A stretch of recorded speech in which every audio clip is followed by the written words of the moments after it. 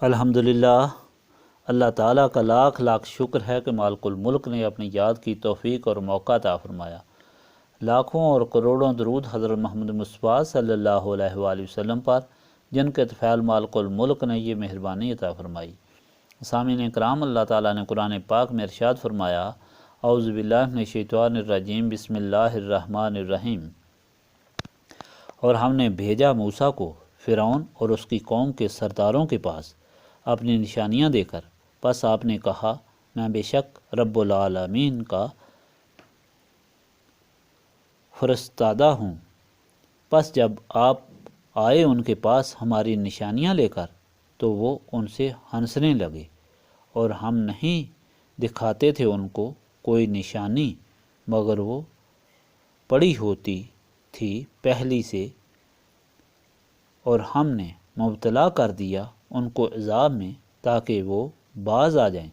اور وہ بولے، اے جادوگر، دعا مانگی اپنے رب سے بے سبب اس عہد کے جو اس نے تمہارے ساتھ کیا ہے، ہم ضرور ہدایت قبول کریں گے۔ پس ہم نے جب دور کر دیا ان سے عذاب، فوراً عہد شکنی کرنے لگے، اور فرعون نے پکارا اپنی قوم میں، کہنے لگا، اے میری قوم، کیا میں مصر کا فرما روا نہیں؟ اور یہ نہریں جو میرے نیچے بہہ رہی ہیں، کیا تم دیکھ نہیں رہے کہ کیا میں بہتر نہیں ہوں اس شخص سے جو ذلیل ہے اور بات بھی صاف نہیں کر سکتا؟ تو کیوں نہ اتارے گئے اس پر سونے کے کنگن، یا کیوں نہ آئے اس کے ساتھ فرشتے قطار در قطار؟ پھر اس نے احمق بنا دیا اپنی قوم کو، سو وہ اس کی پیروی کرنے لگے۔ در حقیقت یہ نافرمان لوگ تھے۔ پھر جب انہوں نے وہ کیا جس پر ہمارا غضب ان پر آیا، ہم نے ان سے بدلہ لیا، تو ہم نے ان سب کو ڈبو دیا اور بنا دیا انہیں پیش رو کہاوت پچھلوں کے لیے۔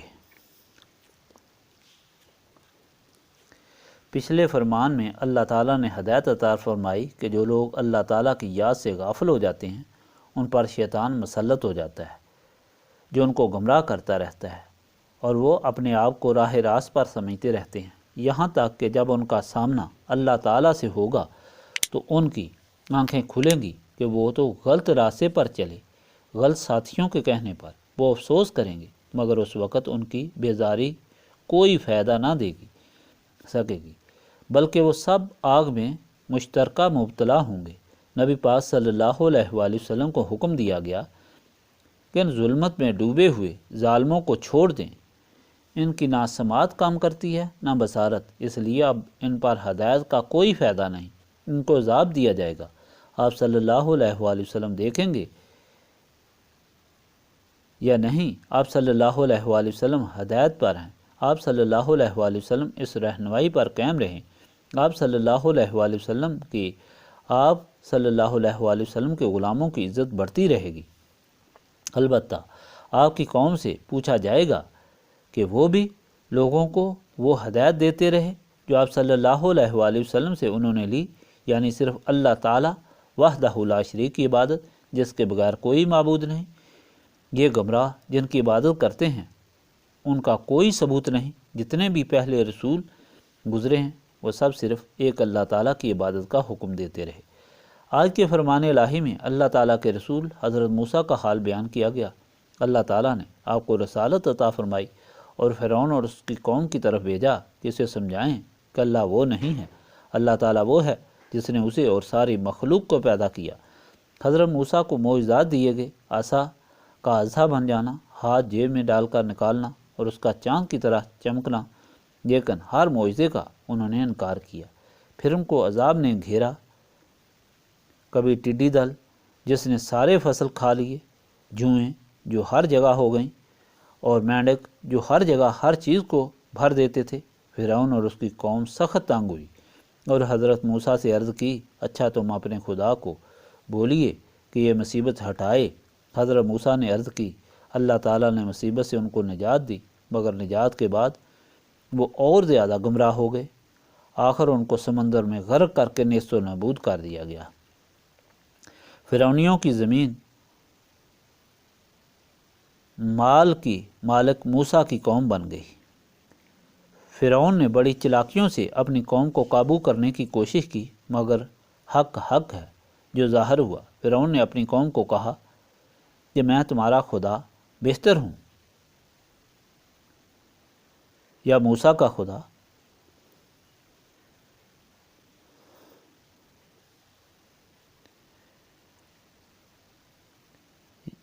جس نے موسیٰ کو نہ زمین دی، نہ محل، نہ عزت، بلکہ خود صحیح طریقے سے بول بھی نہیں سکتے۔ پھر اس نے کہا بادشاہ جب اپنا وزیر بناتے ہیں تو اسے سونے کے کنگن پہناتے ہیں اور جو ان کی شان کے مظہر ہوتے ہیں، لیکن موسیٰ کے پاس تو کھانے کی توفیق بھی نہیں۔ اگر یہ سچے ہوتے تو ان کے ساتھ ان کے آگے پیچھے فرشتوں کی فوج ہوتی۔ بہرحال آخر حقیقت کھل گئی جب فرعون نے موسیٰ اور ان کی قوم کو ناکام ہو کر قتل کرنا چاہا تو اللہ تعالیٰ کے حکم سے موسیٰ اپنی قوم کو لے کر رات کے وقت نکل کھڑے ہوئے۔ فرعون کو پتہ چلا، وہ بھی پہنچ گیا۔ بحرۂ کلزم پر موسیٰ نے اللہ تعالیٰ کے حکم سے عصا مارا، پانی پھٹ گیا اور وہاں خشک راستہ نکلا اور موسیٰ پار ہو گئے۔ فرعون بحر کلزم میں اپنی فوج کے ساتھ کود گیا تو پانی آپس میں مل گیا تو ساری قوم بما فرعون غرق ہو گئے۔ گویا یہ سبق دیا گیا کہ نجات اور سرخروئی صرف اور صرف اللہ تعالیٰ کے رسول کی غلامی میں ہے۔ جب یہ غلامی کی نسبت قائم ہوتی ہے، دل و دماغ روشن ہو کر شیطان کے تسلط سے آزاد ہوتے ہیں، دونوں جہانوں میں سرخروئی نصیب ہوتی ہے۔ یہی غلامی، یہی نسبت ہمارا مقصد ہے، جس کے لیے ہم سب اللہ تعالیٰ سے درخواست کرنے کے لیے یہاں موجود ہوئے ہیں اور اللہ تعالیٰ کی یاد کر کے اسی نسبت کو حاصل کرنے کی التجا کرتے ہیں۔